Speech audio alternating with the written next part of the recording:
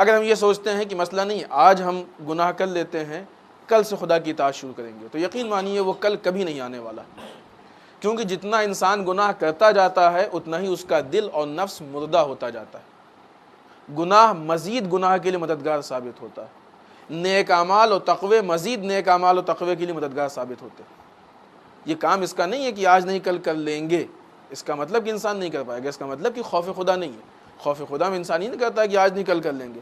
کبھی انسان کے سامنے سے موت آتی ہو اور سوچے کہ چھوڑو آج اس سے بچنے کا انتظام نہیں کرتے ہیں، کل جب آئے گی تو بچیں گے، کل کا دیکھے گا ہی کون؟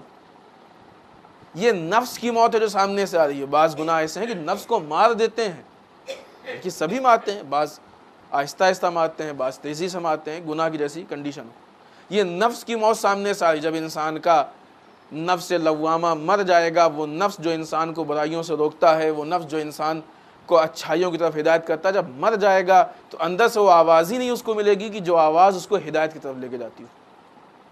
لہذا انسان تقوی پروردگار کو حاصل نہیں کر پائے گا۔ ہم تیاری کریں، آمادگی کریں خدا سے ملنے کی، خدا سے ملاقات کی، خدا سے نزدیک تر ہونے کی۔ عزیزان محترم، کائنات کی ساری اچھائیاں اسی میں ہیں۔ لوگ دین کو دقیانوسیت سمجھتے ہیں، دین کو بیکورڈ چیز سمجھتے ہیں، دین کو پرانی چیز سمجھتے ہیں۔ لوگ یہ سمجھتے ہیں کہ دین دنیا کے ساتھ نہیں چل سکتا، لیکن ذرا سا دین کو انسان اپنا کے دیکھے، صرف دین ہی ہے کہ جو دنیا کے ساتھ چل سکتا ہے۔ باقی چیزیں انسان کو ناکام کر دیتی ہیں، باقی چیزیں انسان کو دھوکے میں مبتلا کر دیتی ہیں، باقی چیزیں انسان کو پریشان کر دیتی ہیں۔ کچھ نہ کچھ ہر چیز میں آپ کو نقص ملے گا، لیکن واحد دین ہے کہ جس میں کوئی نقص نہیں ملے گا۔ ہاں یہ اور بات ہے کہ ہمارے سمجھ میں نہ آئے، اس کے لیے سمجھنے کی کوشش کریں، اس کے لیے ہم غور و فکر کریں، اس کے لیے ہم سمجھیں۔ دیکھیں دنیا میں کامیاب ترین انسان وہ ہے کہ جس نے دین کو حاصل کیا، جتنا زیادہ دین کو حاصل کیا اتنے ہی کامیاب۔ مثال دیں، علماء کو دیکھیے، آپ کے حساب علماء ہیں ہی کیا؟ علماء تو اپنے گھر میں محدود رہتے ہیں۔ مولانا آپ کو کیا معلوم جن لوگوں سے ہم ملتے ہیں، جیسے لوگوں سے ہماری ملاقات ہے، جو کام ہم کرتے ہیں، آپ تو خالی نماز پڑھاتے ہیں، ہم کو تو بزنس کرنی ہوتی ہے، سروس کرنی ہوتی ہے، دنیا کے ہر طرح کے لوگوں سے ملنا ہوتا ہے، ہم کو تو ان کی کنڈیشن ماننے پڑیں گے۔ ہم کیسے وہاں پہ اپنا دین رکھیں؟ نہیں، آپ صرف ہم کو نہ دیکھیں، اگرچہ ایسا نہیں ہے جتنا آپ سمجھتے ہیں۔ علماء کے بھی زندگی کے بہت سارے کام ہوتے ہیں، ان کو بھی آفس میں جانا پڑتا ہے، ان کو بھی بازار جانا پڑتا ہے، محدود نہیں۔ اور بالخصوص آج خود دین کی تبلیغ کے لیے علماء کی یہ کوشش ہے، اور علماء اس بات میں کوشش کر رہے ہیں کہ ہر میدان میں عوام کو آگے لے جائیں، لہٰذا خود کو جانا پڑتا ہے۔ لیکن چلیں اگر آپ نہیں مانتے، موجودہ زمانے کا وہ نام نہاد شخصیت امام خمینی، آپ تو اپنے بزنس کے پارٹنر اور بزنس کے بعض پارٹیوں سے ملتے ہیں نا، ان کے پاس تو ملکوں کے بڑے بڑے وفد آتے تھے، بڑی بڑی کمیٹیاں آتی تھیں، پریسیڈنٹس آتے تھے، ہے کہ نہیں؟ کبھی آپ نے کوئی ایسا موقع سنا کہ جہاں پہ دین نے مشکل پیدا کی ہو ان کو ملنے سے؟ کیا آپ دین کو چھوڑ کے ان سے زیادہ کامیاب ہو گئے ہیں، یا جن لوگوں نے دین کو چھوڑا ان سے زیادہ کامیاب ہو گئے ہیں؟ اس مختصر سی مدت نے ہم کو یہ دکھا دیا کہ جو لوگ بغیر دین کے کامیابی چاہتے تھے، اس دیندار کی کامیابی نے ان ساری ناکامیوں کو، اسے کامیابی نہیں کہہ سکتے لیکن وہ سمجھتے ہیں کامیابی، جو لوگ بغیر دین کا کامیابی چاہتے تھے اور بغیر دین کے انہوں نے اپنی کامیابی کی جو منزلیں تیار کر لی تھیں، اس دیندار کی دینداری نے ایک ہلکے سے جھونکے ان ساری منزلوں کو گرا دیا۔ تو کون کامیاب ثابت ہوا؟ تقویٰ کامیاب ثابت ہوا، دین کامیاب ثابت ہوا، یہ بے دینی؟ ہم مجبور ہیں، کیا کریں، تھوڑا سا اگر غلط نہیں کریں گے تو پھر روزی روٹی کے مسائل پیدا ہو جائیں گے، فلاں مسائل پیدا ہو جائیں گے، فلاں مسائل پیدا ہو جائیں گے۔ تو جب انسان مسائل میں الجھے گا تو پھر دین نہیں ملے گا، دین میں الجھے تو مسائل خود بخود ختم ہو جائیں گے۔ تقوی پروردگار انسان کو خباثتوں سے، غلاظتوں سے، برائیوں سے، کمیوں سے، نقص سے، عیب سے، ان ساری چیزوں سے نکالنا چاہتا ہے۔ لگتا ہے انسان کو کہ بہت مشکل ہے، لیکن مشکل نہیں۔ تقوی پروردگار کسی مشکل چیز کا نام نہیں، بہت آسان ہے۔ کیوں؟ اس لیے کہ خداوند متعال نے انسان کو خلق کیا، انسان کے نیچر اور طبیعت سے خداوند متعال بخوبی واقف ہے، سب سے بہتر انسان کے مزاج کو خدا پہچانتا ہے، حتیٰ کہ خود انسان بھی انسان کو اتنا نہیں پہچانتا جتنا خدا پہچانتا ہے۔ انسان کی کیا ضروریات ہیں یہ ہم سے بہتر خدا جانتا ہے، کیا ہمارے لیے مسائل ہی ہم سے بہتر خدا جانتا ہے۔ اسی لیے خداوند متعال نے جب اس دین کے نظام کو بنایا، اس تقوی کے نظام کو بنایا، تو ان چیزوں کو رکھا کہ جو مزاج انسان چاہتا تھا۔ اب آپ کہیے صاحب بعض خواتین کا مزاج چاہتا ہے بے حجابی، اور خدا کا مزاج، خدا کا نظام چاہتا ہے حجاب۔ نہیں، اصل مزاج حجاب چاہتا ہے۔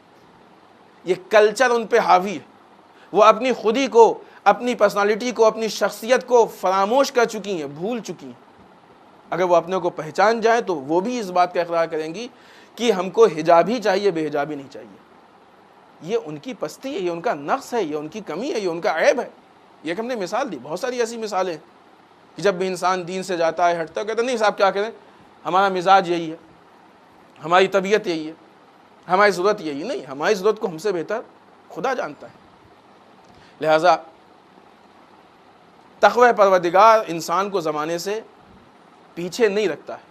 اگر انسان واقعی تقوی اختیار کرے تو تقوی پروردگار انسان کو آگے سے آگے بڑھانے کی کوشش کرتا ہے۔ خداوند متعال نے انسان کو زمانے میں پیچھے رہنے کے لیے نہیں پیدا کیا ہے، زمانے میں ترقی کرنے کے لیے کہا ہے خدا نے، یہ ساری چیزیں ہم نے تمہارے لیے پیدا کی ہیں، انسان اشرف المخلوقات ہے، تم ان ساری چیزوں سے استفادہ کرو، ان ساری چیزوں کو اپنی خدمت میں لو۔